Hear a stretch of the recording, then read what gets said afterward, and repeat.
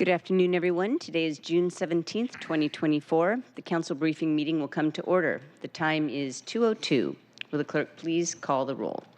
Councilmember Rivera. Present. Councilmember Saka. Here. Councilmember Strauss. Present. Councilmember Wu. Present. Councilmember Hollingsworth. Present. Councilmember Kettle. Here. Councilmember Moore. Present. Councilmember Morales. Here. Council President Nelson. Present. 9 council members are present. Thank you. If there's no objection, the minutes of June 10th, 2024 will be adopted. Hearing no objection, the minutes are adopted. Okay, today we've got a presentation from the Office of Economic Development on business improvement areas and an executive session at the end of this meeting. On tomorrow's City Council meeting agenda, there are 6 items on the introduction and referral calendar, including the weekly bill payment ordinance, Council Bill 120801, an ordinance relating to city employment authorizing the execution of a collective bargaining agreement between the City of Seattle and the International Brotherhood of Electrical Workers, Local 77. An ordinance, Council Bill 120800, an ordinance relating to current use taxation, approving an application for current use taxation of property located at 4613 South Lucille Street. Resolution 32136 relating to Seattle Public Utilities adopting a 2025-2030 strategic business plan for Seattle Public Utilities. Council Bill 120799, which is an ordinance relating to street racing. And Council Bill 120802, an ordinance relating to the City Light Department authorizing the execution of an agreement with the port. All right, you can read all about that in the materials that are on the IRC. And on the consent calendar, there is the weekly bill payment ordinance and 4 appointments to the Seattle City Light Review Panel. And from committees, we've got 4 items on the agenda. Council Bill 120795, an ordinance relating to the city employment authorizing the execution of a collective bargaining agreement between the City of Seattle and the International Brotherhood of Electrical Workers, Local 77 Construction Maintenance Equipment Operator Unit, and Council Bill 120796, which is the same. It's also a collective bargaining agreement, but this one between Local 77's Information Technology and Professionals Unit. And I'll direct your attention to the email that Karina Bull sent out on Friday, which provides background information about these agreements. And as has become our practice, I'll ask to suspend the rules so that Central Staff Director Ben Noble can provide a brief overview for the benefit of the viewing public. So that will happen tomorrow, and I hope that we can proceed with what has sort of become a common practice. Also tomorrow we'll consider Council Bill 120778, an ordinance relating to the Seattle Police Department's use of automated license plate reader technology, and Council Bill 120797, an ordinance authorizing the Seattle Center Director to execute a 4th amendment to the facility use and occupancy agreement between the City of Seattle and the Seattle Rep. That is the 4th, which comes after the 3rd. So this is another amendment. All right, you'll notice that what's not on the agenda, colleagues, is the pay-up reform legislation, and I feel an explanation is in order because I'd indicated to Councilmember Hollingsworth before her stakeholder meeting last Thursday that I'd been hoping to bring that in an existing package of amendments to a vote this week.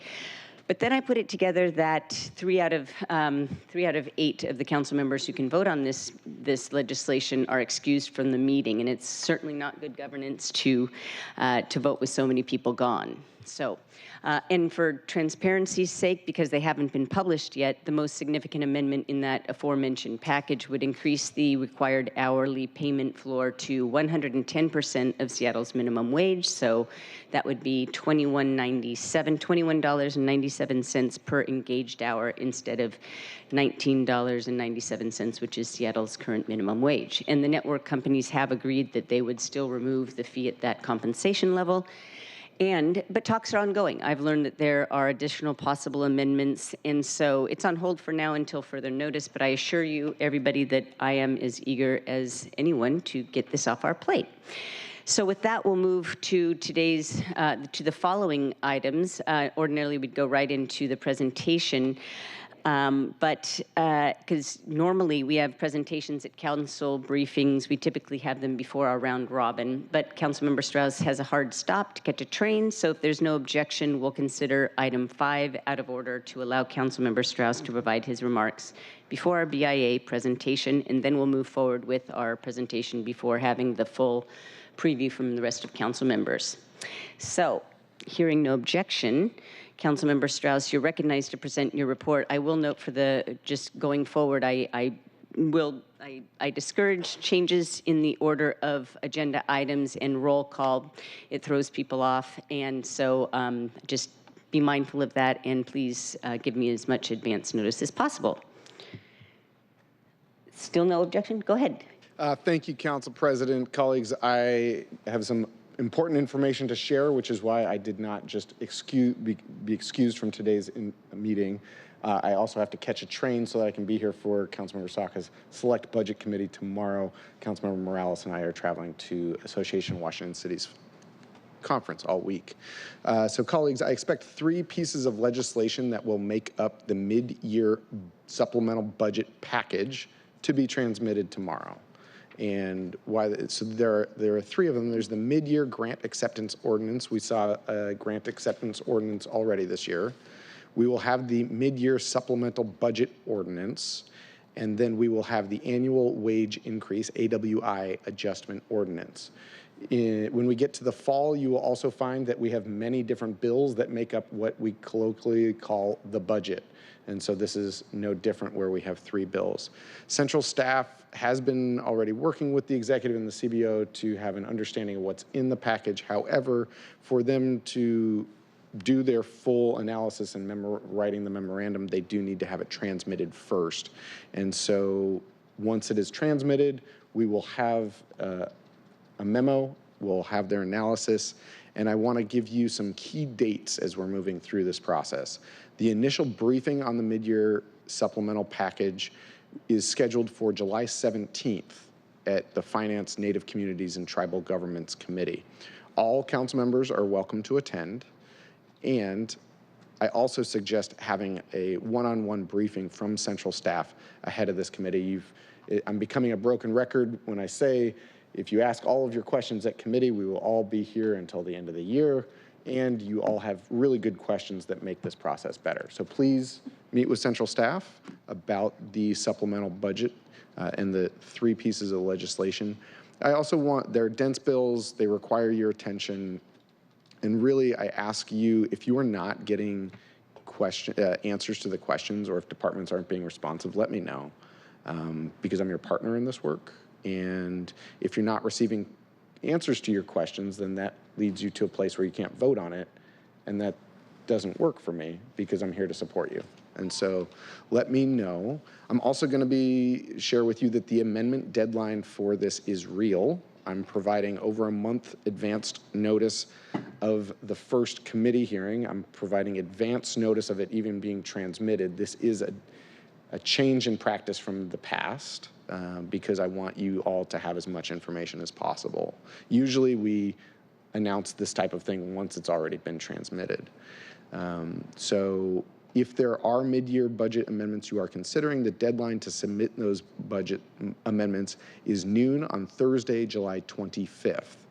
This is a full week after the first hearing, which is July 17th, which is in 1 month from now. So 5-week notice, and then there's a couple weeks where you will work with central staff between giving them notice of your amendment and having it come to my committee. And so that time is there to give you and central staff the time that you need to get your amendments correct. So please do send your amendment requests to Ed and Cizik with Tom Mikesell on copy. I always would appreciate a courtesy copy in advance, or at least just letting me know that you're thinking of an amendment or that you're doing an amendment. Questions? I see Council President. I appreciate such long notice. Do we know when the central staff memo will be available? Because having a lot of time in advance is helpful if, it's helpful if we have the memo long in advance as well, because it's sometimes difficult to go through all the minutia in that bill. Council President, I had that exact same question as I was writing these remarks, and generally, it will be a short period of time if the 3 pieces of legislation are very close to what central staff understands to be in them. But if they are dramatically different, or if there's something that they didn't catch that they need to raise, it'll take them a little bit longer. And that's the benefit of doing the work ahead of time. They get it tomorrow. I think once they understand what's in it, what's not in it, that will determine the amount of time, but I've asked for it very quickly. Thank you. Well, council members, you're welcome. If you do have questions about the legislation in advance of the memo coming out, ask our expert central staff. Exactly. Thank you. So that was the Select Budget Committee report. In the Finance, Native Communities, and Tribal Governments, this morning, Finance in Committee was a special meeting because of the rescheduled June 19th holiday. I hope Association of Washington Cities figures this out for next year so they don't schedule their conference over a holiday. Where we had one bill, the HSD Aging and Disability Services Office Lease. This will come to full council next Tuesday, June 25th for a vote. We also had 5 Indigenous Advisory Council reappointments, which were unanimously recommended for confirmation. And so I will be asking that they go to the consent calendar unless folks have issue with that. We also heard the appointment of Office of City Finance Interim Director Jamie Carnell today, and that will be up for a vote on the July 17th committee. Moving into transportation, I'm not going to spend time today speaking about my transportation levy amendments. I'll save that for tomorrow. High level, I would like to earn your support on my amendments. And so if there are issues with either the amounts or the funding source, please come tell me. And I'd love to work with you. Again, clearly I can't commit to meeting your needs without knowing them. But please know that if you're planning to not support an amendment, I would love to work with you to earn your support. So it's worth checking in because I do want to do my best to meet your needs. Full council, thank you colleagues for excusing me from tomorrow's full council for AWC. As I've said, I will be there all week, remote for transportation. And then Council President, next week for council briefing is my meeting with Congressmember Jayapal. I will not be here for council briefing, but I will be back for the Parks levy, or the Metropolitan Parks District Board meeting. And thank you, Councilmember Kettle, for making time in your committee to schedule the Waterway Public Safety Study. We're looking forward to that next Tuesday. And then, Council President, I wasn't planning on mentioning it, but I heard you say it just now, that having Ben Noble at full council meetings, this is a new practice of this year. I didn't say anything about it at the beginning of the year because I thought it was a one-off, but today you said it was becoming a formal practice. No, I didn't say formal. I said common practice, as has become our common practice. I will just say that I believe that council briefing is a more appropriate place for these briefings to occur. This is a new practice that I was uncomfortable with at the beginning of the year. Just letting you know today. Well, people are, for some reason, I mean, I'm noticing that people are asking to be excused from briefings. So I wanted to make sure that people had the information before they vote, actually. Better late than never. Just registering for the record. This is an interesting week where I won't be having office hours due to AWC, but I'm just going to now turn it to the presentation that I will be remote for. Yes, I'm already logged in remotely, so I'm not going to miss a beat. Just to say that the BIAs, and especially the Ballard BIA, has been an incredible partner in my work. It's not just in my district. Soto BIA and the U District Partnership have been incredible partners, even though they're not in my district. I'm looking forward to the presentation. With that, any other questions on my presentation today? Just to follow up on your comment, the coalition contract was the first one that we voted on this year, and because so few people understood the specifics because they weren't either on the LRPC last year or don't serve this year, that is why we had that information. And the same thing with SPOG. There's great interest in the new SPOG agreement, and I felt that it was important for people to understand the financial impacts and some of the the very high level overview. And so I'm operating on on a sense of transparency, and also the public tunes into our council meetings knowing that there is going to be a vote. So it is likely that we will continue this practice, and if, I think that it's in the public interest to present that information as close to our vote as possible, and on Tuesdays at the council meeting. Thank you, Council President. About the two previous moments, that's why I didn't say anything, but if it's becoming a common practice, I'm just registering it for the record. Don't need any follow-up. Appreciate your service. Great. Thank you, Council President. Yep. Okay, so colleagues, I've said that presentations and council briefings are a good way to get members familiar with upcoming legislation that is complex or controversial or both, and I want to let you know that the BIAs are neither one of those. The establishment, renewal, or amendments of BIAs, business improvement areas, go through the Economic Development Committee, and as you'll learn from the presentation, there's legislation that's anticipated to be in the pipeline for each of those scenarios. The establishment of an amendment, or a renewal in the pipeline over the next few months. And so with our limited legislative calendar before recess and budget, and with several new council members that don't really understand or may be familiar with how BIAs work as a legal city entity, I thought it would be a good idea to provide a sort of BIA 101 today, so that you can start thinking about the legislation that will very likely be before us later on this year, and so that you understand how important BIAs are to our neighborhood business districts, not just to them, but also to the vibrancy and well-being of our city as a whole. So they're not neighborhood chambers, they are something different, and they are sanctioned, and they're a product of a lot of work on behalf of the staff at Economic Development, as well as our partners in the community. So with that, please introduce yourselves and take it away.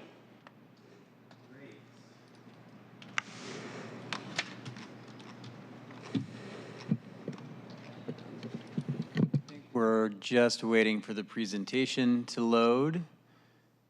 Thanks for the lovely introduction, Council President. I think you set this up nicely. We're here today to brief you about business improvement areas, affectionately known as BIAs. And as the Council President mentioned, we want to talk today about conveying the importance of BIAs for neighborhood care and economic development, and also the process to form BIAs, because it really is a team effort. We like to say at OED that economic development is a team sport, and so we brought a whole team. So we're going to do quick introductions, and then we'll jump into the presentation. Mark McIntyre, the Director of the Office of Economic Development.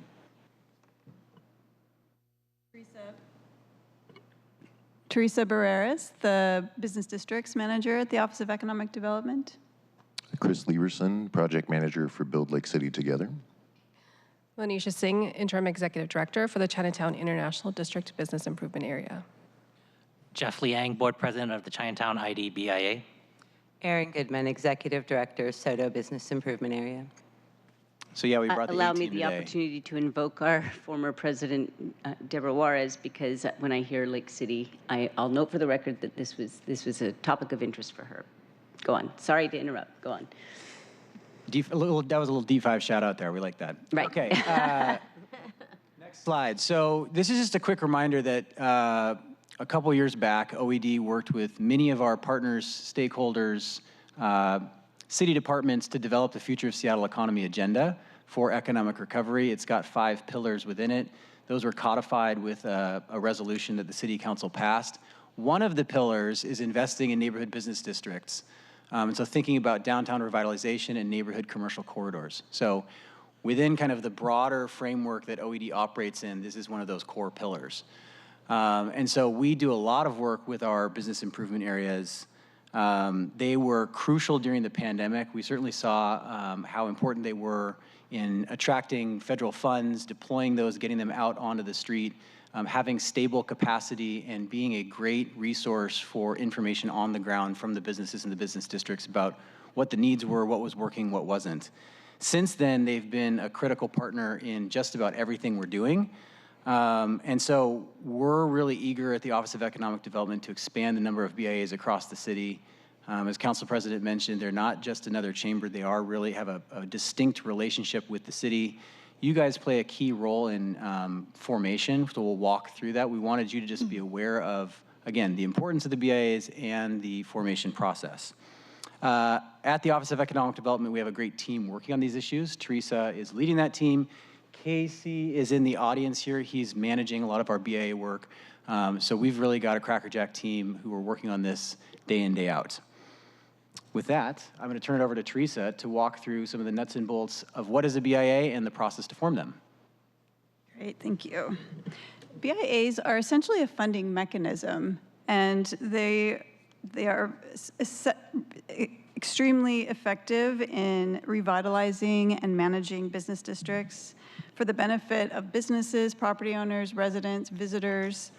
They're established through state law. There's a Washington state law that oversees how they're set up and how they operate and what they can do. And the city follows this law as well as our own internal policies that we've developed around how we want BIAs to be formed. So they're an assessment district. They have a boundary.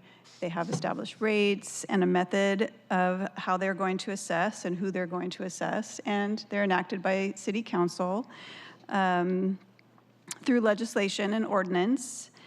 And an established ratepayer advisory board is set up to oversee the operations and budget going forward.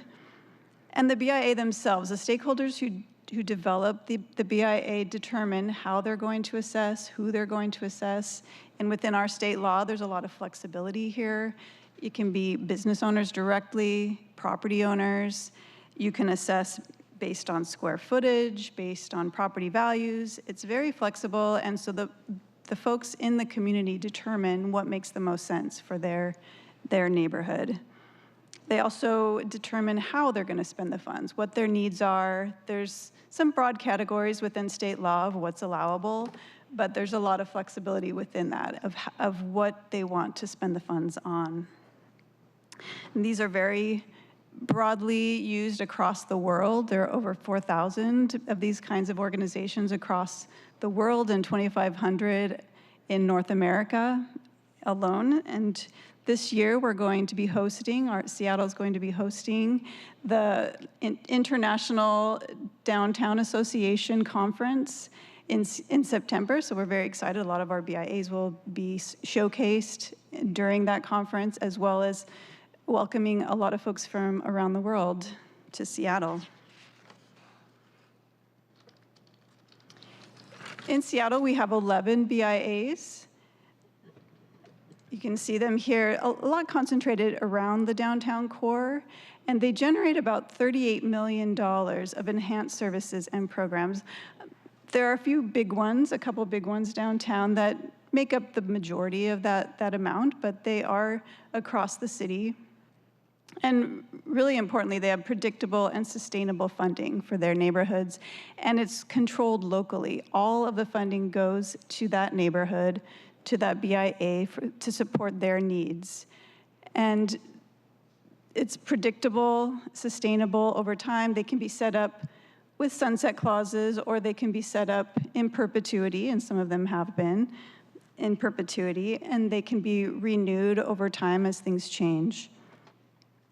OED provides support to them as they're getting started. We help neighborhoods explore BIAs, and we help them through the legislative process. And then our Treasury Services Department administers them. They send out the bills, they collect the payments, and they reimburse the BIAs. Who pays the assessment? Who pays? Yeah, did you mention that it's always property owners, or usually? Most often now we assess property owners, but it is possible to assess businesses, and several of our BIAs do assess businesses directly. But property owners, it's become more, it's a little bit easier to set it up that way. We have a good data set to use to establish those assessments, so it is more common, but it's possible, and we have flexibility. And the Seattle tourism improvement is one example where it's assessed on hotels. That's a very unique example, but value that flexibility that we have in our state law. Thank you. We can do some creative and unique things.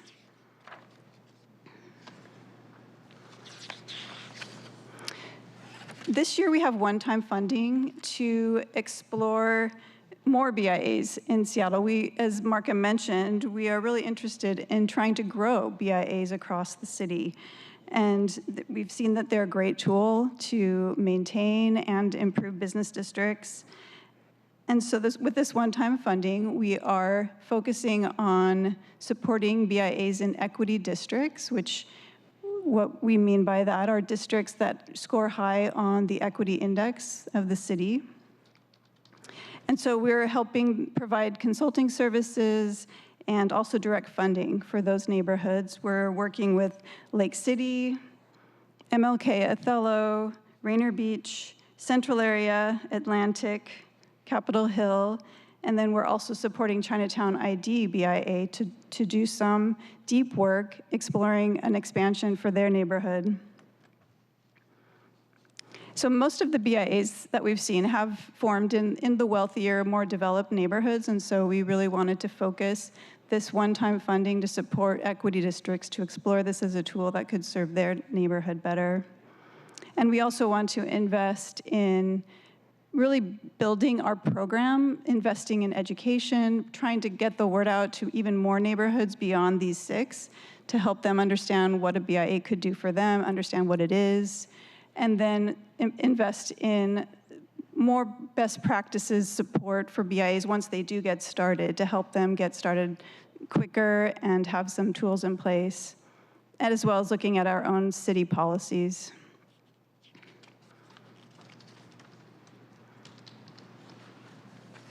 Here's a general overview of the formation process. It starts in the neighborhood. It takes local stakeholders, community members to really look at what their needs are, their priorities, review what kind of rate structure will work for them. And these timelines I have in here are pretty best case scenario. I mean, it could take a year, it could take longer often to do that work, to find your coalition, to work through all the details and trying to figure out what's going to work in your neighborhood. And this is what we're investing in with our one-time funds for the exploration process for the 6 neighborhoods. Once you have your proposal in place, then you have to get petitions from ratepayers or proposed ratepayers that represent 60% of that assessment. And that can take anywhere 3 to 6 months is maybe typical, but it can take longer, especially if you're going out for petition and having a hard time and you need to go back to the drawing board and try to revise everything, then you have to go back again. And that's actually what happened in Ballard the first time. They had to go back and restart their petition process because based on feedback that they were getting as they were trying to get signatures. Then once they have those signatures, they bring it to the city. Our law department reviews the proposals. Our office reviews them to make sure they're aligned with state law and that they really came up with a proposal that is providing benefit to the ratepayers.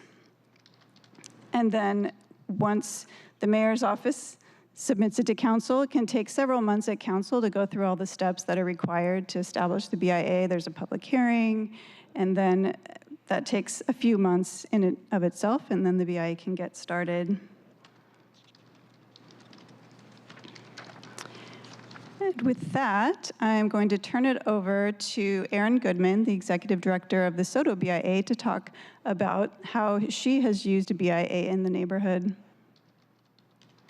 Good afternoon. Thank you for the opportunity to speak with you. I am Erin Goodman, the Executive Director for the SOTO Business Improvement Area, and I also have the honor of serving on the board for the International Downtown Association, which, as Teresa mentioned, is the international organization for BIAs, or BIDs, as they're more commonly called outside of the state of Washington, around the world, and just returned 2 days ago from Stockholm, where we were at the World Town Leadership meeting with organizations like ours around the world. And so we're really excited that these folks are coming to Seattle. There will be about 1,200 people coming to Seattle in September. And as a board member for the organization, I strongly encourage any of our council members that would like to come in and get a sense of what this looks like on such a large scale. It's pretty inspiring. That's my plug, and now I'll get to my actual remarks. So most of you are familiar with SODO, but the SODO BIA represents SODO. And what is SODO? SODO is got a deep water port to the west, I-5 to the east, I-90 to the north. So basically the movement of goods and freight from the port to the rest of the country is a primary activity in SODO. Additionally, industrial supply, manufacturing, construction supply, automotive, sales, service and supply, commercial kitchens, restaurant supplies, sign makers, creative studios, and so much more. We are a unique district in Seattle as we do not have residents. Instead, as a working district, over 50,000 people come to work in SODO each day. And on nights and weekends, SODO comes alive with a wide range of entertainment options. Literally millions of people patronize SODO sports and entertainment facilities each year. Home to a variety of nightclubs, music venues, and event spaces, we are also known for our wineries, breweries, distilleries, and cannabis facilities. However, we face challenges as well. The SODO BIA was formed by City Council ordinance in 2014 to help businesses deal with the various challenges SODO faces, primarily public safety, public realm cleaning issues, transportation challenges, and economic development. Our mission is to advocate for a safe, clean, connected, and engaged SODO, and our goal is to enhance transportation, economic opportunity, safety, and cleanliness for the benefit of SODO's property owners, businesses, tenants, employee, and patrons by performing activities that go beyond the basic services provided by the City of Seattle. And so we work on 5 main areas: clean SODO, move SODO, safe SODO, engage SODO, and economic SODO. And while we provide services and events in all of these, since the beginning, the primary concern has overwhelmingly been clean and safe, and well over 50% of our budget is focused on activities in this area. And our partnership, can we go to the next slide? Our partnership with the city, I just thought I'd focus on a couple of things. Since 2018, we have provided contracted homeless outreach social service providers, which we pay for by ourselves with a grant from a large commercial entity in SODO. However, in 2023, with seed funding from an OED NERF grant, we were able to launch a SODO Clean Team.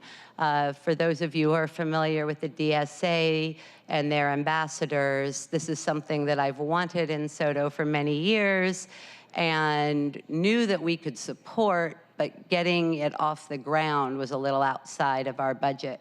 But due to the grant that we got from OED, we were able to launch a clean team, which now provides daily pressure washing and graffiti removal services.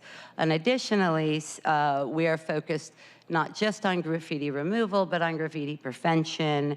And since 2014, we have facilitated the installation of over 72 murals in SODO, including the award-winning SODO track, which if you've ridden light rail through SODO, you've seen. That was a partnership with King County's For Culture. And thanks to a grant from the Office of Arts and Culture, we will be doing an additional 8 murals in SODO over July in August with a theme of workers and makers, specifically using local artists. Slide. And so the next question I was asked to answer was sort of what is the capacity that a BIA brings to to a neighborhood. So over the last 10 years, SODO BIA has been instrumental in developing a more cohesive business community in SODO through communication, events, and providing much needed services for our business. Our advocacy and voice has brought focused attention from city decision makers on the issues that matter most to SODO businesses and property owners, allowing them to focus on their business, employee, and customer. Being a BIA brings capacity, stability, and equity. Capacity in that this model of funding for neighborhood business district organizations means that the bulk of staff time is focused on mission-specific work rather than on fundraising or membership drives.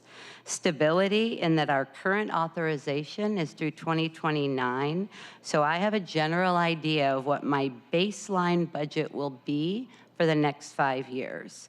We pull new property values every 2 years, so it will go up, but it is stable and equitable in that each ratepayer, which is a property owner in our case, we are property owner based, pays according to the value of their property, which our formula in SODO is 50 cents for every $1,000 of assessed value.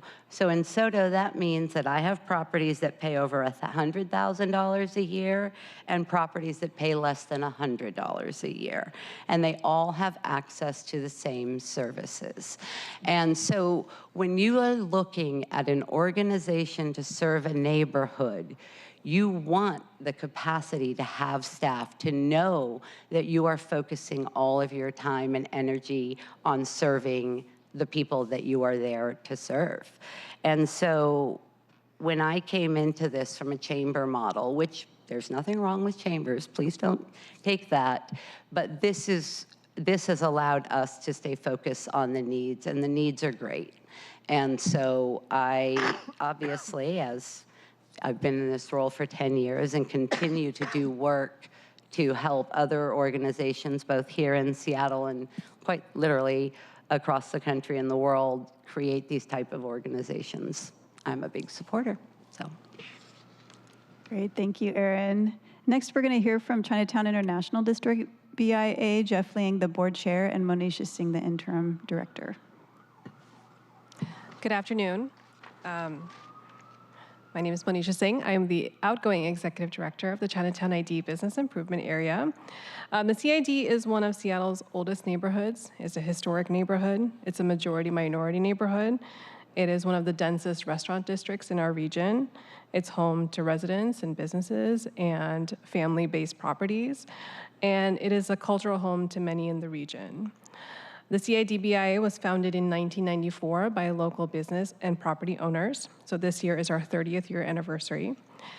The CID-BIA boundaries and ratepayer list reflect a neighborhood from 30 years ago, but not reflective of the neighborhood and challenges that we have today. The CID-BIA is one of the most complicated and outdated assessments in Seattle, with over 530 ratepayers amassing a maximum of $200,000 a year. In 2023, we were only able to collect $154,000, making the BIA assessment about actually less than 20% of our operating budget. This is not enough to pay our staff and operating costs, let alone the services that we are here to provide to the neighborhood.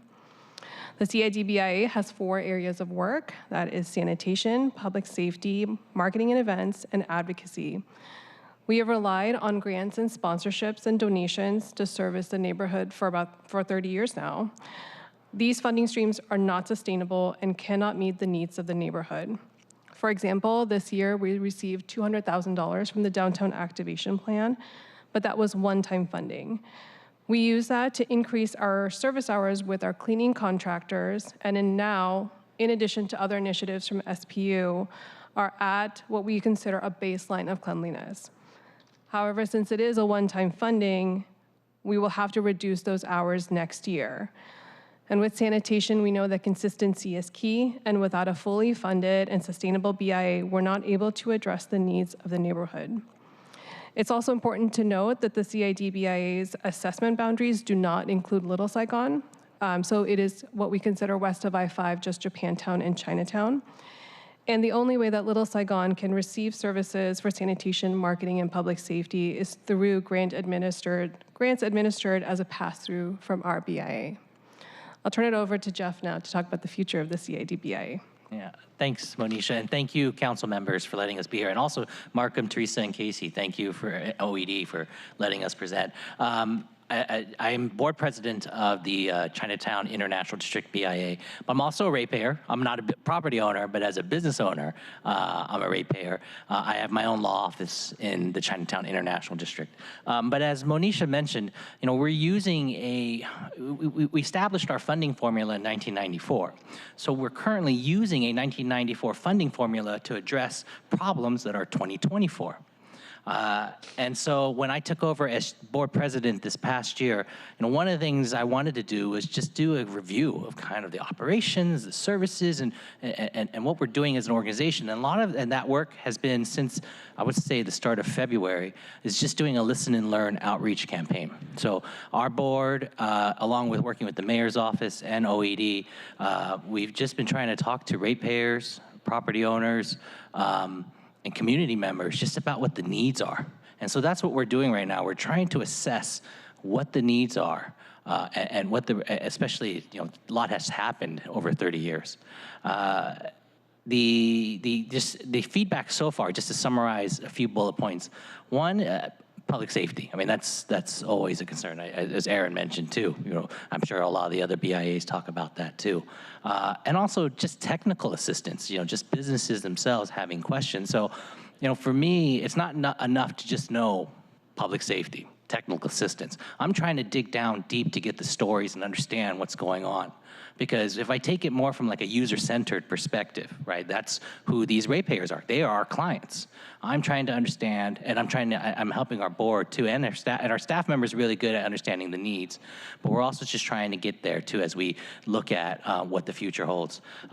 So from there, the staff and we're actually taking the feedback and just looking at how we can be responsive and see how we can change the funding formula.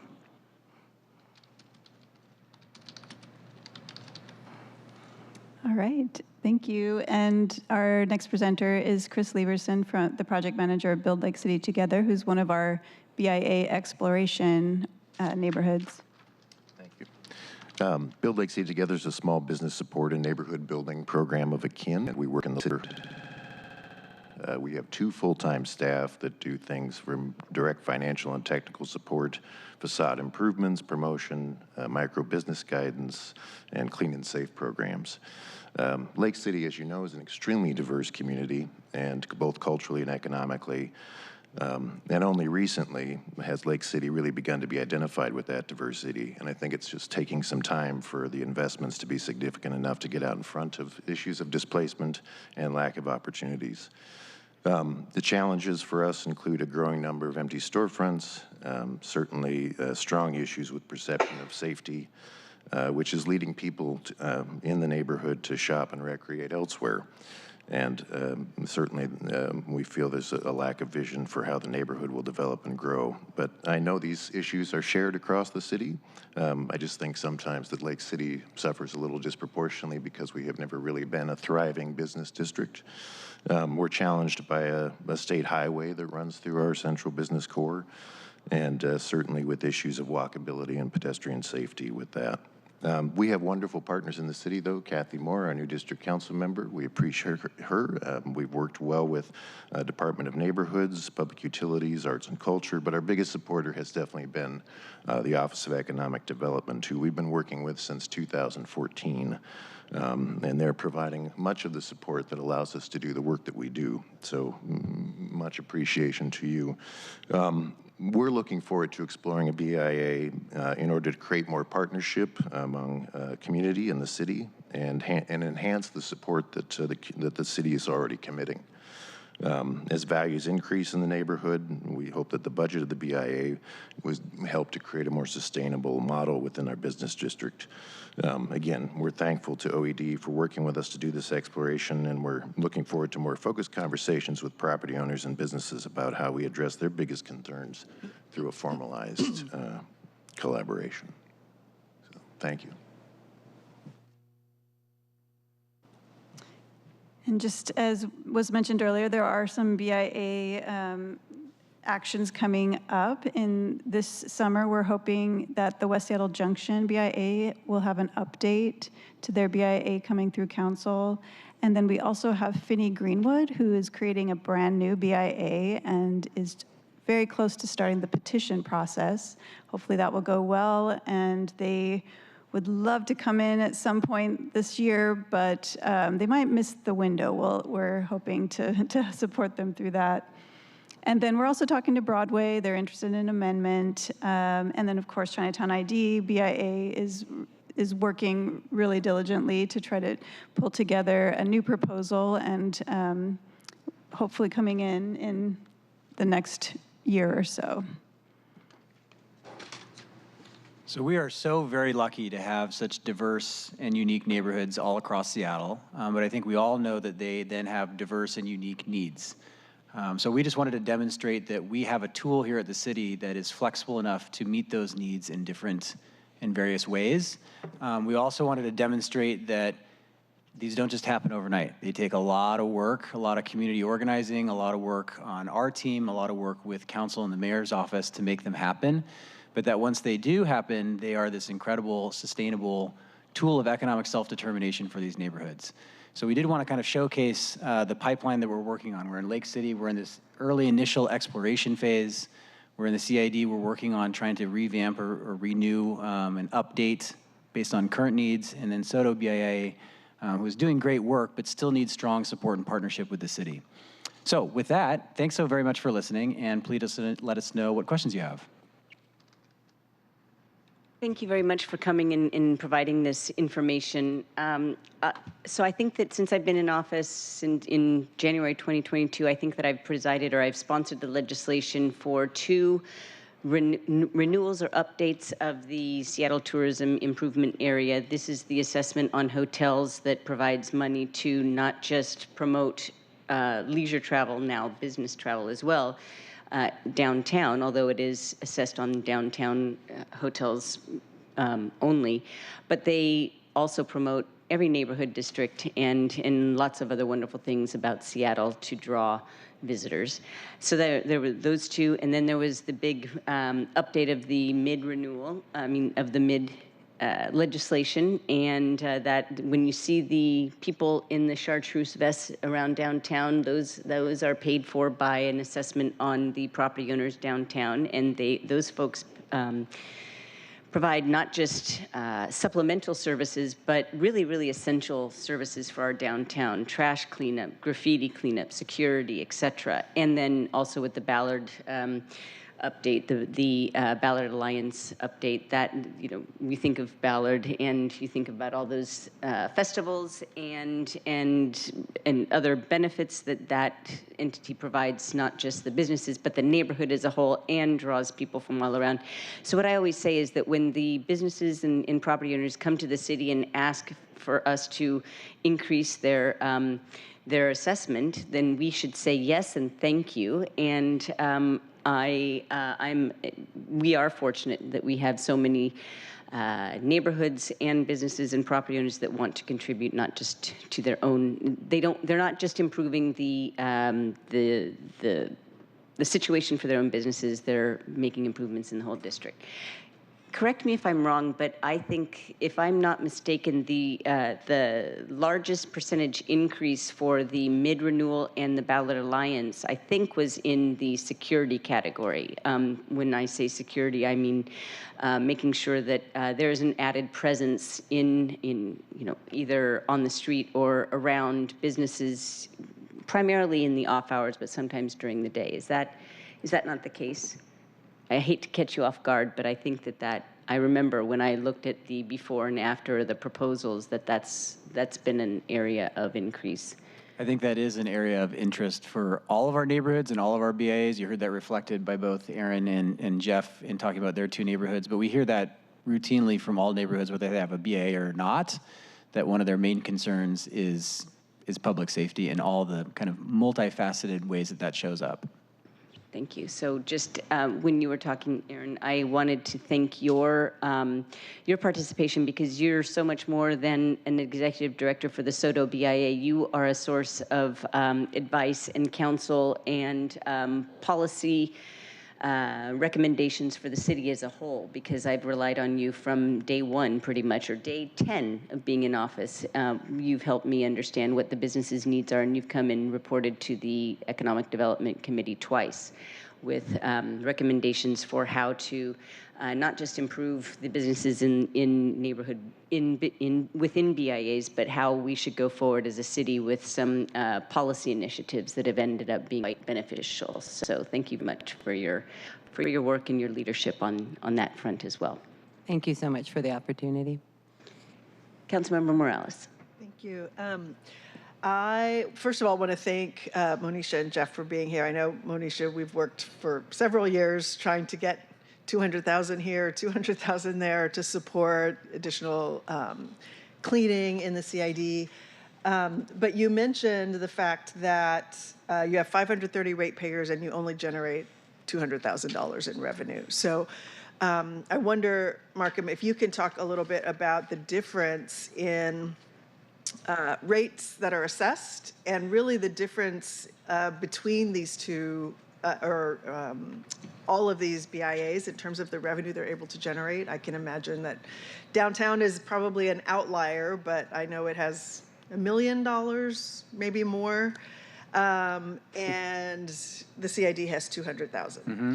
So there's huge disparity, and the neighborhoods that need the most help are able to generate the least amount. So can you talk a little bit about that disparity and what OED does to support, or could do to better support the BIAs that can't generate the kind of revenue that some of our other neighborhoods can? Sure. Well, as Teresa mentioned, like the model is really flexible, and so that it has to start rooted with community interest and community desire for a BIA. So if you put those two together, it really does open up a lot of possibilities for what you design and what you create, and that's currently what we're talking about with the CID BIA. Is as we look at the old model that is 30 years old versus what a new model might look like, a lot has changed in terms of where the property values are, who owns them, and as Monisha and Jeff talked about, kind of the boundaries for the entire thing.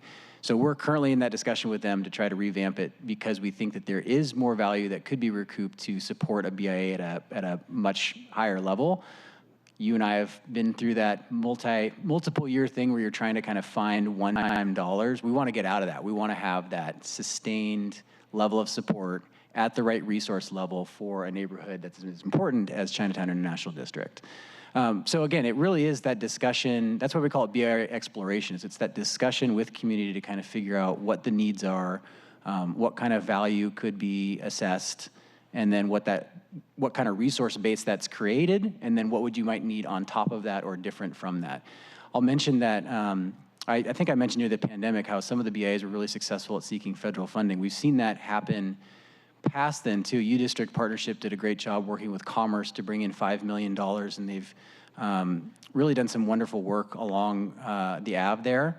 So it just demonstrates that once you kind of have that sustained capacity, you're able to then add on to it in a more thoughtful manner.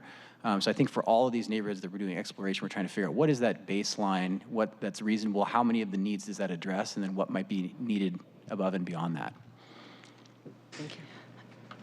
Councilman Morales caught my eye, so I called on her, but I don't know who is in, what the order of hands is here. I see Councilmember Kettle, Rivera, Wu, and Saka. Check. Go Council ahead, President, please. thank you. Yes, I'm next up. Thank you, and thank you very much for coming. I have kind of 2 points, 2 questions. I noted, like, within D7, District 7, you know, the downtown, the DSA is big. Yes, Visit Seattle, but that's more specific. But the other areas of D7, you know, around the South Lake Union, East Lake, Uptown, Queen Anne, Magnolia are not represented. That's one thing I've noted from this. The second is, with Visit Seattle being a topic, I was going to ask about topic-oriented BIAs, and then you mentioned Visit Seattle, which was perfect. And I've done no outreach or no discussions on this, but I'm curious, like, arts and culture. Could that be something similar to the Visit Seattle Hotel, you know, the tourists and the like? You know, is that something that could be something that could be developed in order to develop and support our arts and culture community? I don't know, Teresa. I don't know if you've thought about that. I think we'd have to think about, what are you assessing? Would be kind of the first question. Obviously, I think you're suggesting it would go in support of kind of arts and culture. Which is D7 heavy, obviously. Yep, in District 7. I think we could certainly support that. I think we'd want to start, just like with all this, we want to start with like, what is the current kind of community organization around it, and what would we be assessing, and then what level of resource would that create, would be kind of some of the threshold questions to ask there. I know that there are also some other models, particularly for arts and culture, that are being examined around kind of creating some sort of district. So I think we'd want to also sync up with those conversations to see if they fit or not. And I guess it could also be part of, because the DSA has their arts and culture program that I think I met you at earlier this year. That might be another way to approach that. I know the need is great for our arts and culture community, and thinking about what ways we can support them across the board. Obviously, there's a public safety aspect to it, and I just want to highlight that piece, and worth a follow-on discussion maybe. Sure. And the other piece too is, and as I joked this morning, I like to turn every committee and council briefing meeting into a public safety committee meeting, and say thank you for your work on the public safety side. As you know, the Public Safety Committee and the council overall is pressing forward on public safety across the board. But there's much more to do, as evident from the discussions and and also from the community that I'm hearing from constituents across the city, not just D7. And we need to work in a one Seattle way on this, and we will. But moving forward on some of the agenda items that we have as we move forward through the year in terms of bills and the like, we'll definitely like to reach out to you via our stakeholdering process, because the bills that we're looking at and working on, I think, could be very helpful to the BIA community, because the need is great, just like I was saying with the arts and culture community. So thank you ahead of time as we look to press forward in terms of improving our public safety posture, because I could see willing and very valuable partners in this process. So thank you. And I'll just, on the theme of making every meeting a public safety meeting, the reason that I did mention security is that, we have to limit our reliance on the private security that BIAs make possible, and that it's difficult when we have such a short-staffed police department, but that is what is, the BIAs are filling in to provide not a supplemental service, but often an essential service when it comes to security. Council President, 110% right. As you know, our mission is to create a safe base, and our vision is to have our kids travel on our buses safely, but then also have our businesses not have to rely on private security. And this is kind of like another version of that. So that's part of our vision statement, and that's part of our goal, and we will definitely be pressing forward on that too, so then we don't have to have this kind of holding down the BIA in a respect.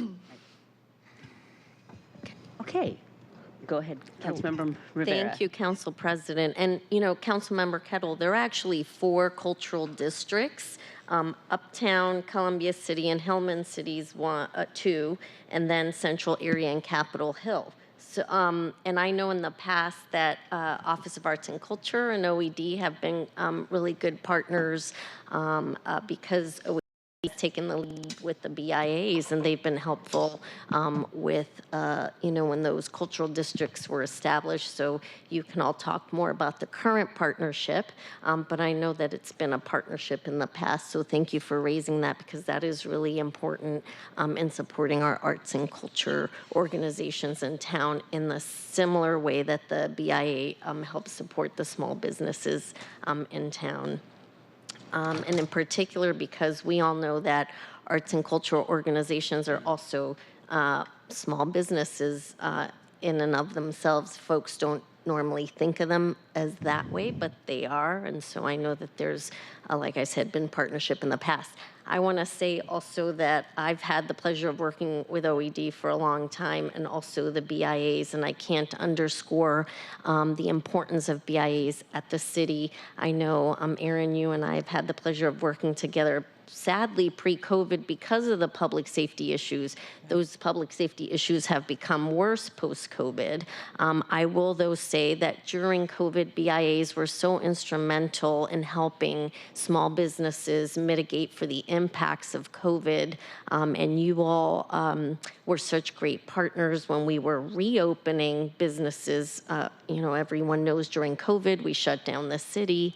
The first things that opened were farmers markets, and then also, which are also under the purview of OED, actually, and then the small businesses reopened. And the BIAs were such great partners in making sure that as businesses were reopening, you all were working with SDOT to do the outdoor cafes and things of that nature. And we really relied on the BIAs to be that point of contact and working with the small businesses across the city.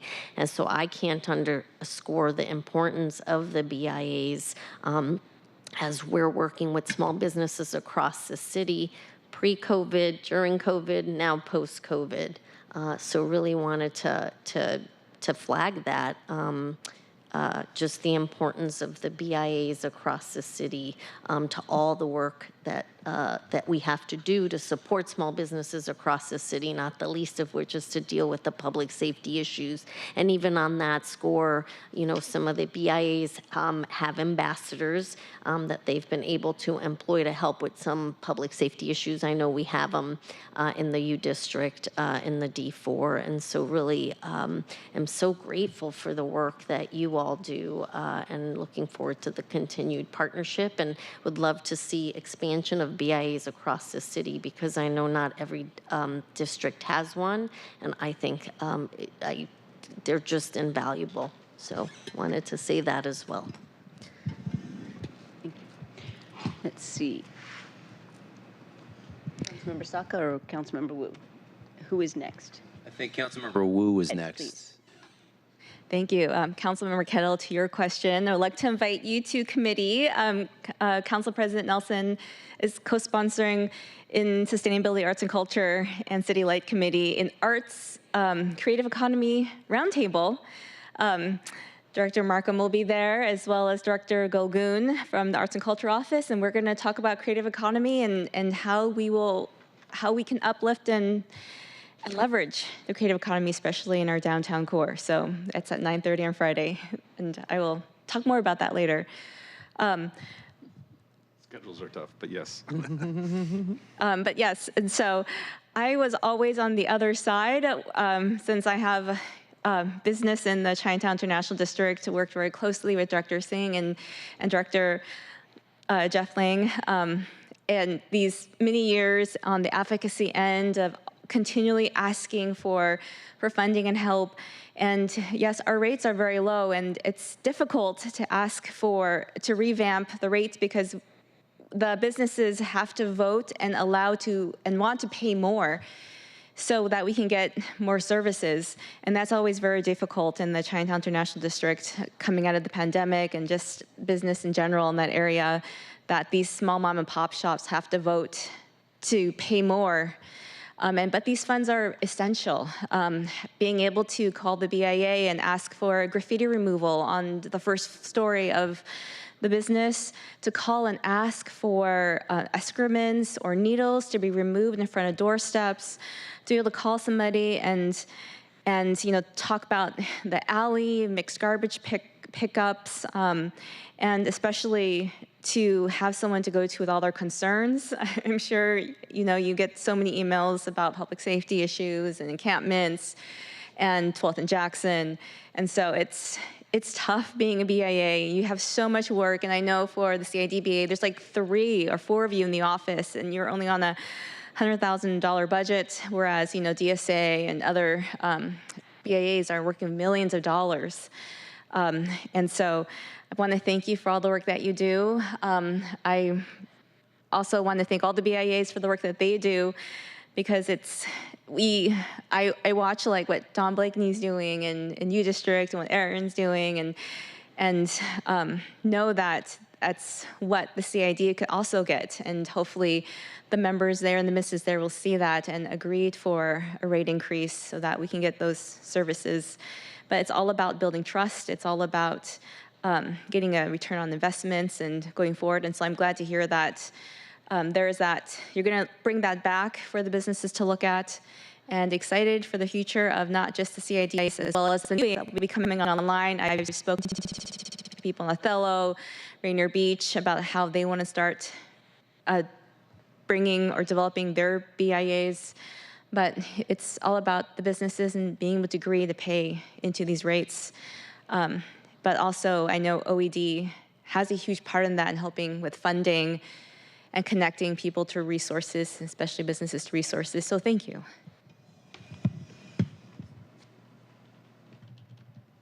Councilmember Saka. Thank you, Madam Council President. Thank you, Director McIntyre. Thank you, everyone here. Really appreciate the opportunity to hear, kind of directly from your perspective, at least in this forum. And it's a good way for council to better, your presence here is a good way for council to better understand the importance of BIAs and up-level and amplify the impact that each and every one of you all have every day. And we heard that not every council district has a BIA. I feel that I'm in a privileged position because I have 3 BIAs in my district, District 1. So shout out to Aaron Goodman from SODO. I also note and see Chris McKay from the Junction, West Seattle Junction BIA in the audience here. And of course, the Alliance for Pioneer Square is also a BIA. So really, really important work that you all do. And you all have been from Aaron and Chris at the Junction and Lisa at the Alliance for Pioneer Square have all been terrific governing partners as well. And me and my office, we get great feedback from any number of sources, including individuals and individual small business owners. But it's also good to supplement that sometimes with the work that you all do, and because you all hear kind of high-level themes.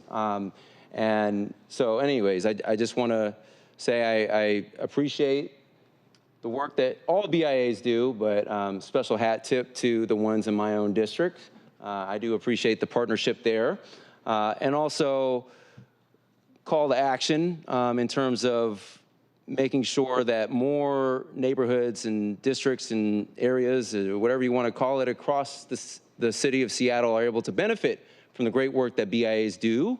I am aware, me and my office are aware of 2 neighborhoods in District 1 that have expressed strong interest in creating their own BIAs, and that's South Park and Georgetown. So talk about, from an equity perspective, neighborhoods that could particularly benefit. I was personally a little disappointed to see those omitted from when you talked about equity and potential neighborhoods. But regardless, way forward is, I would appreciate. And by the way, those are 2 neighborhoods that I'm aware of in District 1 that have indicated to me in my office that they strongly support, a BIA. And I am also personally aware that some of them would be open to a consolidated BIA of some sort, whether that's broader Duwamish Valley BIA. But regardless, it's as you sort of aptly alluded to and kind of called out on the slide there, it's a very highly complex and technical process to build up and stand one up. And so would appreciate the partnership and working with the stakeholders in South Park and Georgetown to potentially bring that to life if that's what's needed. So thank you. We are working with South Park to learn about BIAs. That we've already had them meet with our consultants to understand what a BIA does, and just to get that early stage. We're always trying to build that pipeline. So we never close the door on anybody who's interested. I think for this one-time funding that we have, we really had to focus and kind of figure out how many we could do right now and try to push those forward first, but we're still building the pipeline for the future as well. Totally. No, that makes perfect sense. So thank you for your terrific work that you all have been doing. And I think what you're saying and what I'm saying, helping to amplify the voices and perspectives of my constituents, I think they're in perfect harmony. So we can all coexist here. So let's continue down that path. Thank you. And call out an encouragement of the development of new BIAs is not offloading the city's responsibility to provide basic services in general. So just always feel like I have to get that in there. So, I mean, to me, BIAs are the epitome of, or the quintessential example of a successful public-private partnership in whatever form it takes or whatever the assessments are paying for, and that is a benefit to the whole city. So thank you very much. I mean, when you see the lights in downtown Seattle in holiday time, that's the mid, or in any neighborhood, that's usually the mid that's paying for the putting those up and keeping them lit all season long. So that's one example. And Aaron, what Soto, my understanding, I've always been so impressed that you help match incoming businesses to potentially open spaces. I mean, you are a matchmaker and you help people navigate the permitting system, et cetera. So essential services to starting and growing a business also in Seattle. So thank you. All right, if there aren't any other questions or comments, I will let you go. Thank you very much for this introduction, and I'll be looking forward to whatever legislation comes my way. Great, thanks for the time, and thanks to all of our wonderful presenters. All right, moving on to our next item here is our usual presentation of upcoming council actions. Today, the roll call starts with Councilmember Rivera. So if you're ready to go, please take it away. Thank you, Council President. I want to say that I'm sorry I'll be missing the council meeting tomorrow. My daughter's graduating from Ingram High School tomorrow afternoon, and so I will be with her and all the graduates at Ingram. I want to congratulate all the students across Seattle graduating. They should be proud of their hard work and accomplishments. And I also want to acknowledge the graduates and families at Garfield High School and all they're dealing with post the tragedy. My heart goes out to the students and families at Garfield, so I really want to acknowledge that in the midst of the celebrations. There's also a lot of heartbreak, so I want to acknowledge both. In the interest of keeping this short, because I know this meeting is running a little longer than usual, I will say last week I had the Office of Immigration and Refugee Affairs presented at the Libraries, Education, and Neighborhoods Committee. OIRA has been doing really great work in community, supporting immigrants from anything from naturalization to language access across the departments and the city. I will say they've also been working with the county and the state to help secure funding to help the recent migrants in our city, and are very appreciative for their efforts.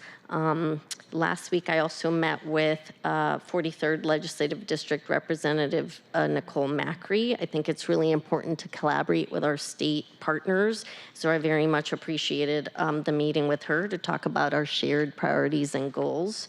I also got to host students from Bryan Elementary on the second floor. I know they came to meet with the mayor's office as well, and my daughter was actually in the same class many years ago, the one who's graduating, and so it was a bittersweet for me to see those kids here and know that my daughter was once one of those kindergartners who came to ask really great questions And so that was really a great event. I always appreciate having youth come to City Hall, and just engagement at all ages is really important.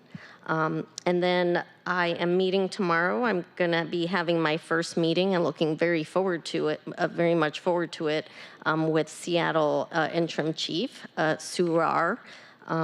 Looking forward to hearing about some of her priorities while she's interim chief, and just in general, looking forward to working with her. And then I also want to take this opportunity to thank Councilmember Kettle for his leadership and work bringing the automated license plate reader legislation forward tomorrow. The ALPR is an important tool to address crime in our city. It's one of many tools that we need.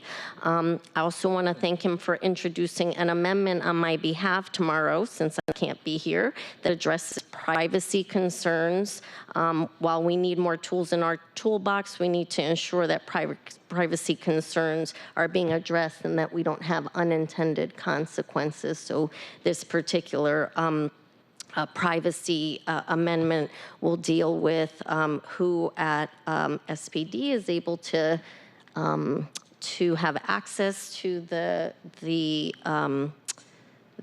historical data that's going to be recorded, and making sure that there's parameters in place for who can have access to that information. And I will say that SPD has been a partner with this particular amendment. I appreciated working with them. And then Tommaso from our Vario Central staff, want to give him a shout out as well, who was very instrumental in helping me bring this forward. So thank you, Councilmember Kettle, for that. And I'll leave it at there for me. All right. Well, on to me, I suppose.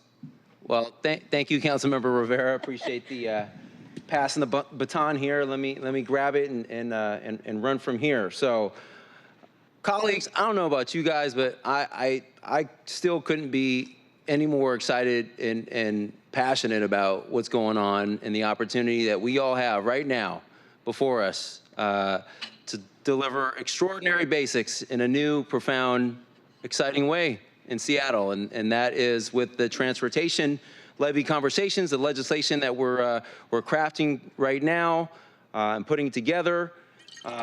So tomorrow, as we all know, we have the select committee meeting, the very next one, and at tomorrow's select committee, we're going to be discussing the words of the proposed chairs package that, as you'll recall, Central staff briefed us during our last select committee meeting, because at that time there were so many of our collective terrific ideas that the heavy lift of actually committing those ideas to legislation wasn't yet done, but now it is. And so here we are. We're going to discuss the actual words and text of the proposed chairs package, which again, broadly, high level, is intended to reflect consensus and council priorities and values at a high level.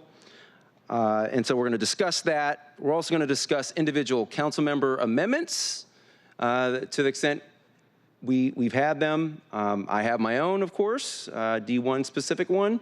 But so that's the plan roadmap for tomorrow. We are not voting on anything tomorrow. It is presentation only. And so what's going to happen is we're going to present essentially a bless you. We are going to present basically a kind of snapshot, the summary of each individual council member amendment, and individually will be provided the opportunity to speak to them. And then I will present the proposed companion resolution of the chairs package. And I appreciate every last one of your individual comments and suggestions to that document. And so that's kind of the roadmap, the plan from there. We will vote on the final proposed package and comprehensive piece of legislation at the following select committee meeting, which 2 weeks from tomorrow, so Tuesday, July 2nd. And that will put us on track and on target to get something before voters. Voters will be the ultimate sort of deciders of what we're doing here. But I'm excited about the package that is being teed up and being presented. Really important and consequential because, as we know, colleagues, it provides roughly 30% of SDOT's budget to deliver on these essential services. And so I'm encouraged by where we're at so far and the path ahead to really get this right. So that is what's happening. Again, I look forward to continuing robust conversations and discussions with each of you all, I guess collectively as a whole select committee tomorrow, but I appreciate the individual collaboration outside of that as well. So TikTok, here we are, but I do feel great about the prospects and putting together a package legislatively that we can all be proud of and kick it off to voters and let them decide. And yeah, that is it from my perspective. Welcome any comments or questions now. Of course, we're gonna have a more fulsome conversation tomorrow, but welcome any other comments and questions at this time, if any. If not, pass the baton on down to Councilmember Wu. Thank you. I'm excited about tomorrow's meeting. I'll be there, as will all of us.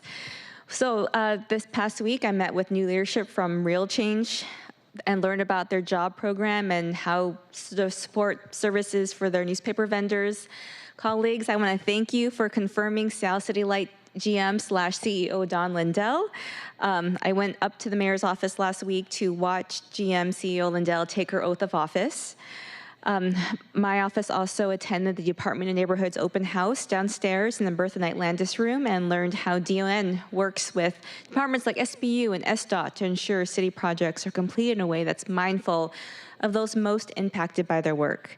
I also attended a board meeting with the Asian Pacific Directors Coalition and met with Friends of Little Saigon to get an update on their community center and was excited to hear that the Viet Hoa lions that were right in front of the Viet Hoa grocery store that just recently caught on fire were saved and will be placed in the new community center and we'll continue to greet people for many years to come.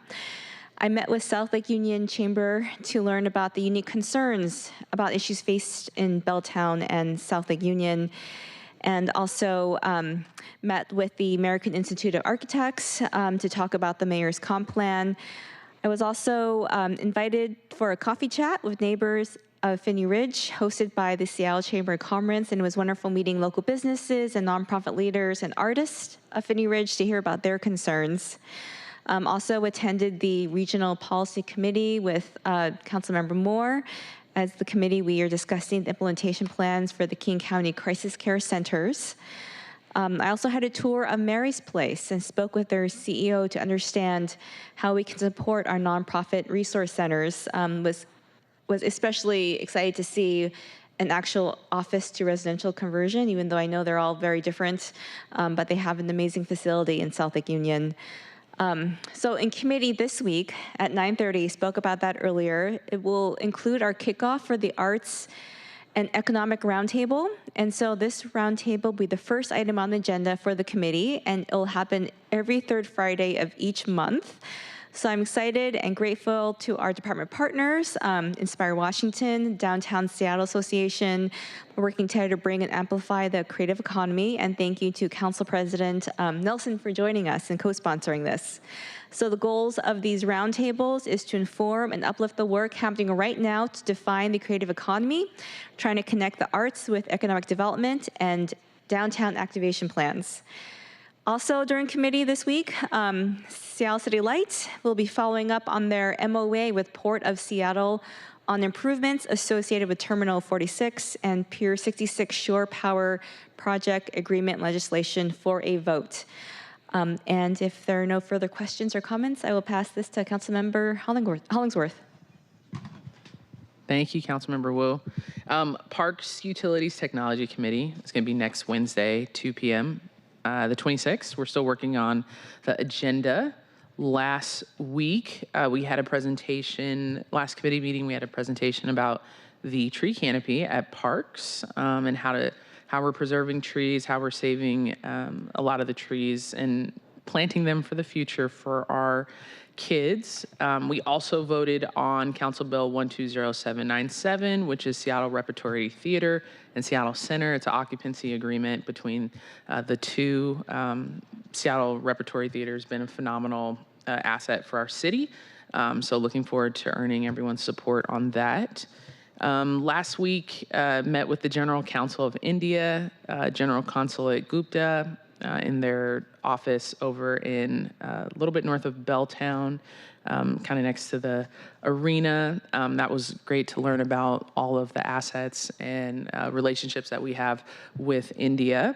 Also, the community center in our district as well. And then one of my favorites, I joined Councilmember Morales at the Southeast Senior Center for a celebration of Juneteenth, which, colleagues, that is coming up on Wednesday, the 19th, which is a reminder of, it was 2 years after the emancipation of Proclamation on June 19th, where slaves in Texas were notified of their freedom. African descendants of slaves and foundational Blacks in our community have been essential in building the wealth. And I know a lot of people have wondered, why are we celebrating Juneteenth? Our country has two holidays. That's because July 4th, there were a lot of people that were not free on July 4th. And a lot of things have been built by foundational Black Americans, from our White House, our U.S. Capitol, the banking industry, insurance industry. A lot of the colleges that a lot of us have attended have been built by those groups. And African Americans are 4% of the wealth in our entire country, but we are 13% of the population. Again, we are 4%, we have 4% of the wealth, but we're 13% of the population. So anyways, looking forward to celebrating that holiday this week on the 19th in remembrance. And I urge my colleagues and people that are watching the Seattle channel to continue to fund Black businesses that are within our community, because it's all about economic mobility for us. So I'll be attending Jimi Hendrix Park on the 19th. I also have a meeting this week with the Human Rights Commission and joining Council President Nelson and Council Member Kettle for our Board of Health meeting. Looking forward to kind of just making movement on the fentanyl crisis that's in our city, and how my goal is how we're going to keep our kids safe away from fentanyl, from usage, from seeing it, from being around it, from smelling it, from interacting with it, keeping our kids safe. I'm also going to be attending the Ocean Pavilion. That's going to be the grand opening. That's going to be super fun. That's been years in the making. I've had a tour and while it was being constructed, and now I get to see it while it's the finished product. And so that's going to be on Friday. And then I'm joining people at I call it TT Minor. Everyone knows it as the World School, but to me it's TT Minor, Volunteer Day of Service, which is a time where they're going to replace the landscape. They're going to also redo some of the play area for the kids. It's going to be really beautiful. It's just right off of 20th and Union, or excuse me, 18th and Union, 17th and Union. It's right next to Temple de Hirsch and the SAS Academy. So looking forward to that. And if I don't have any questions for me, I'm going to pass it off to Councilmember Bob Kettle, or Robert Kettle, Bob Kettle. Thank you, Councilmember Hollingsworth. I appreciate it. And thank you for that reminder on Juneteenth, a very important holiday, new but long in the making. I appreciate it. And as someone who served as a White House Naval Social Aide, I echo your point about the White House and how it was built. And as a graduate of Georgetown University, it too has had its issues and linkages and support connections related to that time period and that activity. So thank you for that reminder. Moving forward, no committee meeting, no public safety committee meeting this week. There will be one next week, Tuesday the 25th. On the kind of community or regional boards, last week we had the Puget Sound Regional Council's Transportation Planning Board meeting, and as Councilmember Hollingsworth noted, this week we have the King County Board of Health.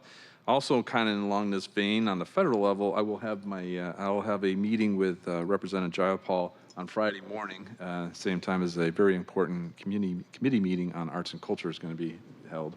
So I apologize for not being able to attend. Last week, I just wanted to note, went on a very good walkabout, if you will, with co-lead in the 3rd Avenue project along 3rd Avenue, but also at the Civic Hotel. Very important to get the on-the-ground look, building on a lot of other opportunities I've had over the past year. On Tuesday, I had a meeting with the American Jewish Committee on some of the public safety challenges that they're facing and anti-Semitism. Very important meeting. Also on Tuesday, public safety had a visit with Fire Station 25. And I wanted to highlight this as well, because I invite my colleagues to do this, not just those on the Public Safety Committee, but across the council to maybe visit a fire station in your district and the like. Also had a great meeting with the Bellwether Housing about affordable housing projects here in Seattle last week, midweek, and then also had a great tree policy briefing by a combination of SDCI and OSC in terms of moving forward. I did joke with them that I was channeling a little bit of Council Member Alex Peterson in that meeting, but it's important to get it right related to our tree, particularly tree canopy, which goes to so many things in terms of and to include our health. And also very fortunate to have done a unified care team, a UCT, right along through D7 in Belltown, 2nd and Bell in that area, 3rd Avenue, but also in Kinnear, the West Queen Anne Greenbelt, and Inner Bay along 17 Thorndike area of Inner Bay. Very, very good tour. Thank you to the UCT folks for that.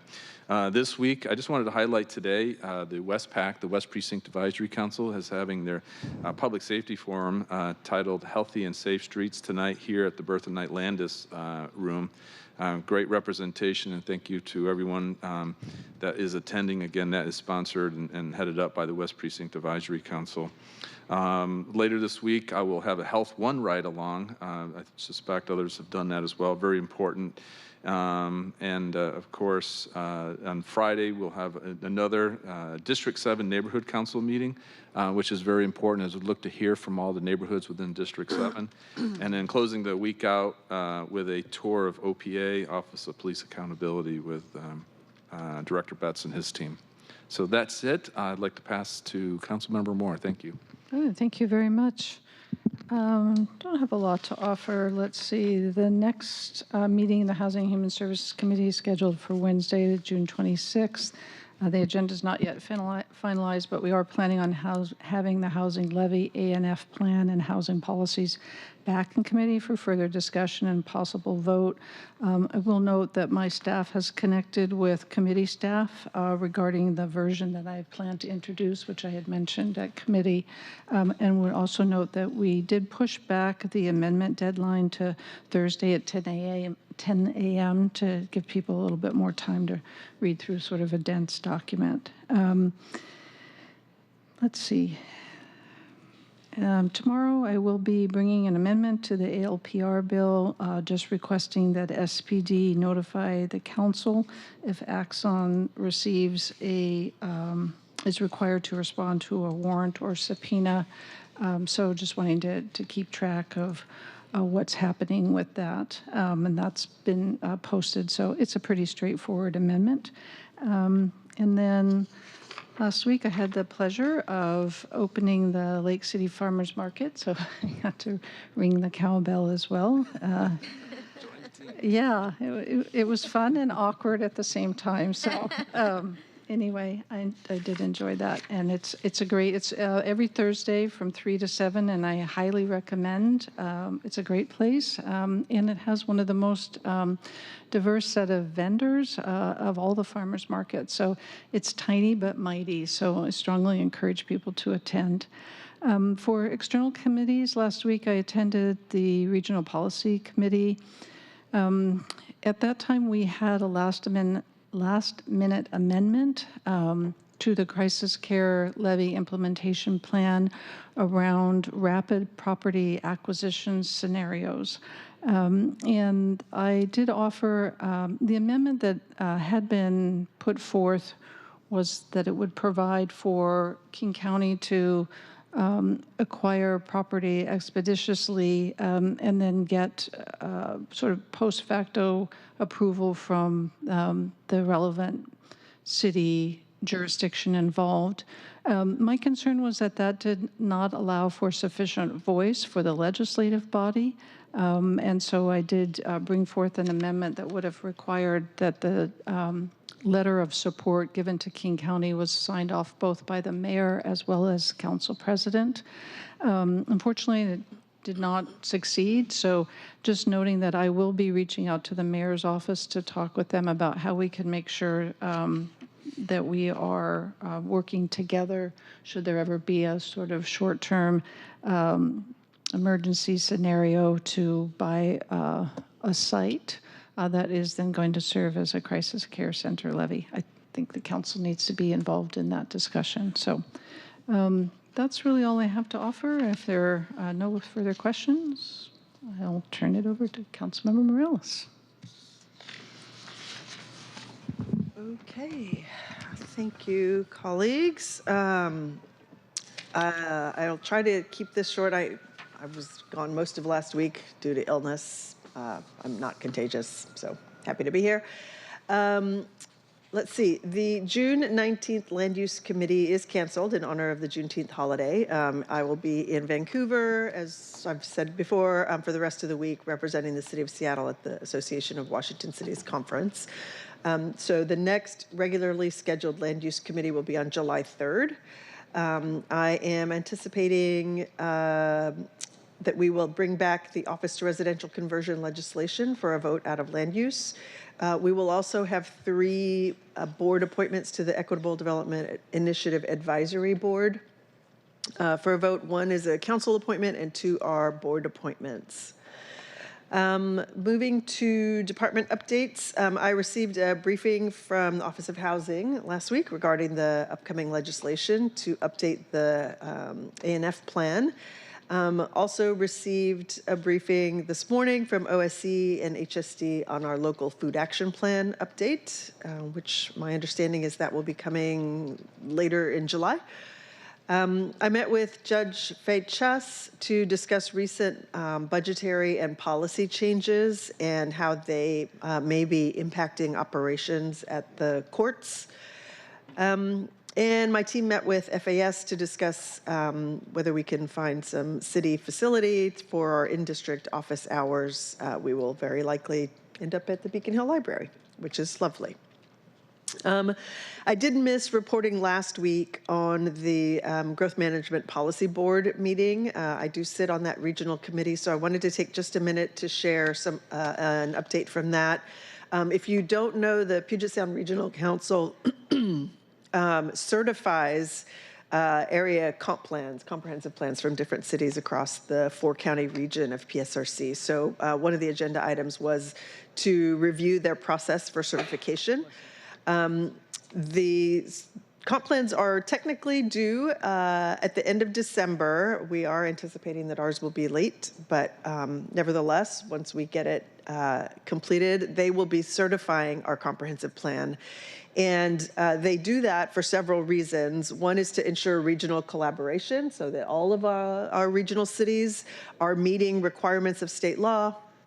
But also, in order for us to receive federal transportation dollars, PSRC, as our federal transportation dollar allocation agency, has to certify our comprehensive plan. So we do plan to submit that once our plan's ready. They also have focus areas for their certification process, which does include our Growth Management Act transportation requirements. Those are based on certain land use assumptions around how much housing we're providing, what our facility needs are, what our bike and pedestrian planning looks like, as well as to check with consistency in transportation plans across the region. And consistency with their Vision 2050 and regional growth strategy. So they have some particular areas that they are expanding their review this time around. So I did want to make sure folks are aware of that.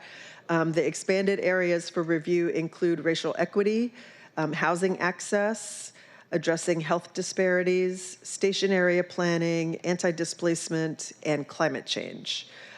So they will be creating kind of a tracker on the PSRC website, and that is all under development. Once it's available, I'll share that with you so you can go check it out. Finally, district updates. Last week I attended, as Councilmember Hollingsworth mentioned, the Juneteenth picnic hosted by the Southeast Senior Center. Thank you, Councilmember Hollingsworth, for joining, and for, I think the kids these days call it spitting a poem, which I can't remember the name of, but I would love for you to share that with us.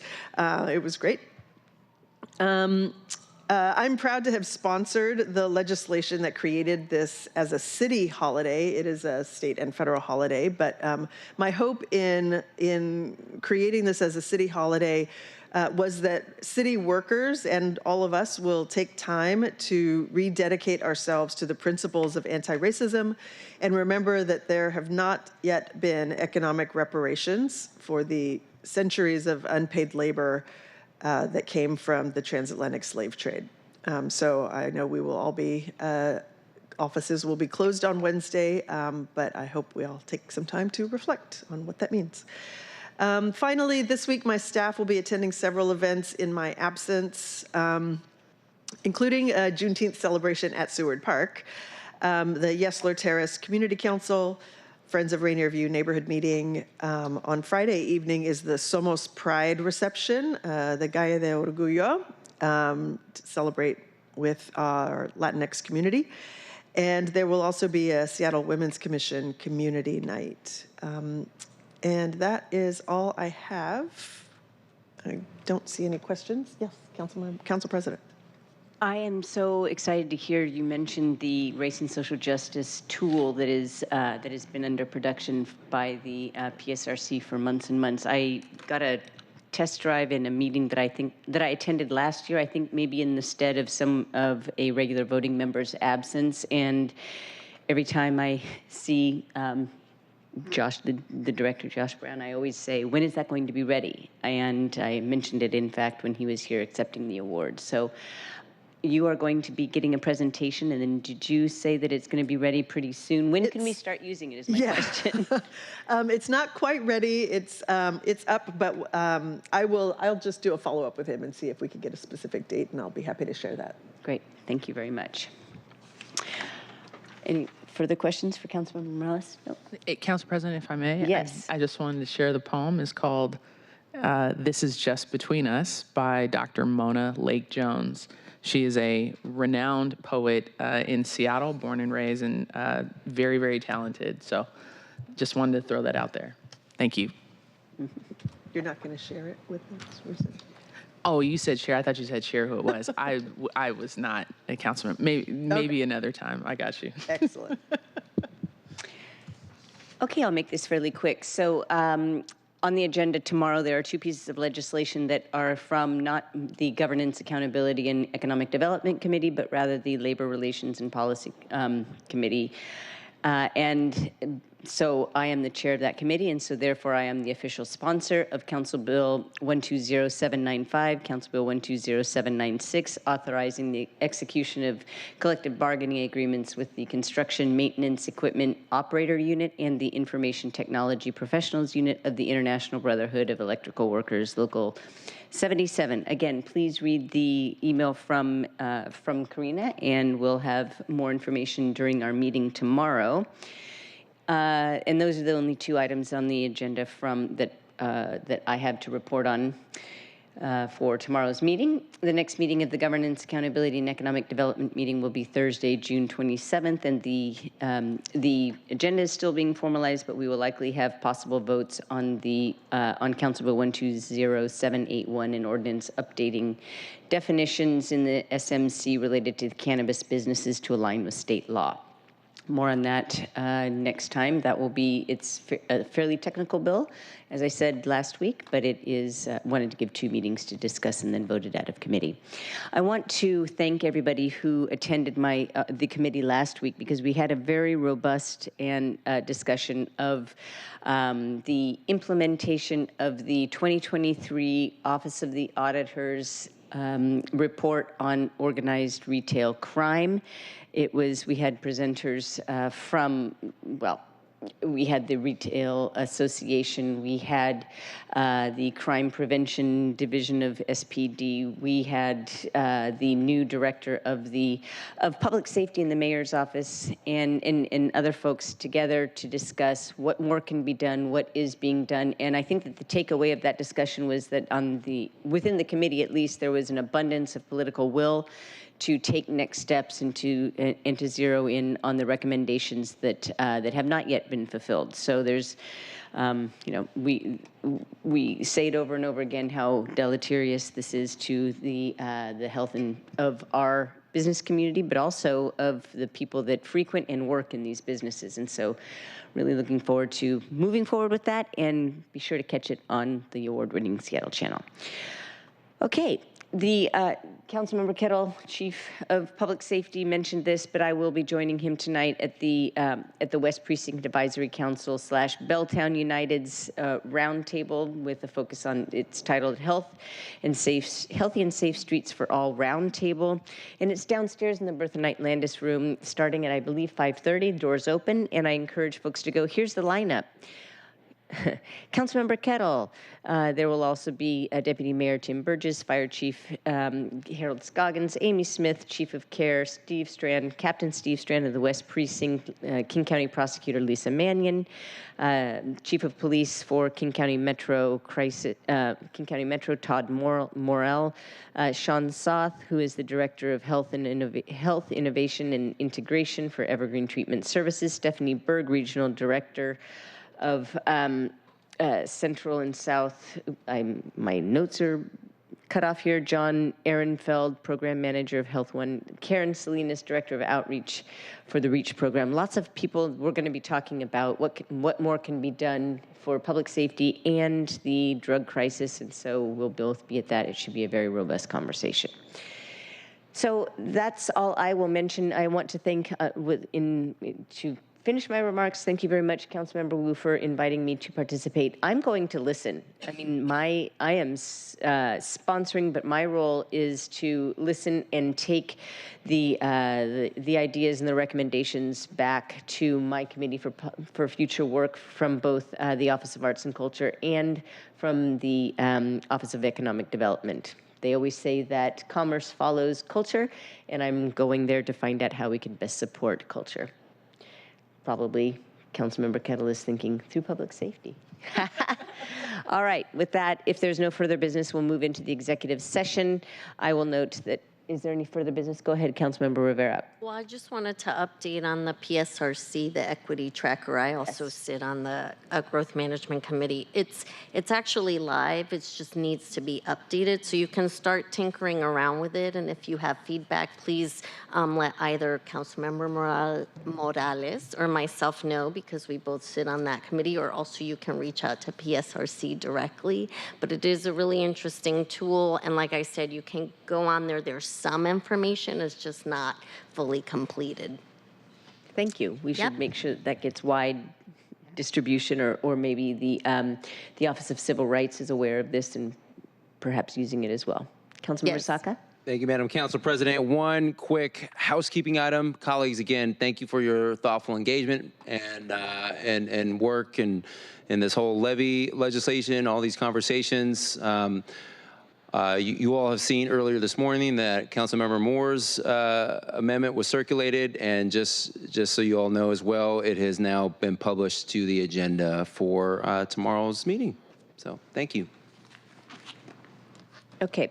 Oh, I have one item of further business. I will likely be excused from the council meeting next Tuesday. Is there any objection? Hearing no objection. Hearing no further business, we'll now move into the executive session. As presiding officer, I'm announcing that the Seattle City Council will now convene into executive session. The purpose of the executive session is to discuss pending, potential, or actual litigation. In the council's executive session is an opportunity for us to discuss confidential legal matters with the city attorneys as authorized by law. And a legal monitor from the city attorney's office is always present to ensure that we are focusing only on the legal questions and not discussing policy. I expect at the time of the executive session that it will end by 4:50. We've now been giving it an hour just to make sure that we have something for sure in there. It could end early, but if it goes late, I will come back on and announce that it will be extended and provide the time that we are extending the meeting to. And once it's over, the council meeting, this council briefing will end automatically. All right, with that, thank you very much, and I'll see you in executive session.